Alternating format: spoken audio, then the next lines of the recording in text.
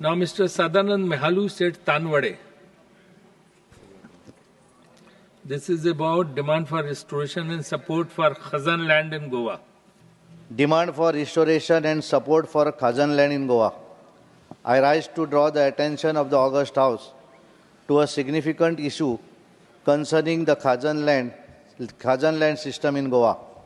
The Khazan land system, an engineering marvel crafted by our ancestors centuries ago, consists of reclaimed wetland and low-lying land located in the intertidal zones of tidal-affected rivers.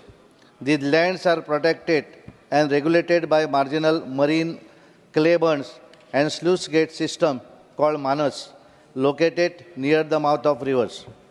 The Khazan land system is a perfect model of an ecosystem with an excellent blend of man, marine life, flora, fauna, land, agriculture, water bodies, migratory birds habitats, mangrove forest, and beautiful backwaters. However, these lands are now facing threats from extreme weather events driven by climate change, including change in the rainfall patterns, flooding, and rising sea levels. These factors are leading to permanent loss of land, erosion of river banks, pollution of groundwater due to salinity ingress, and flooding of nearby villages.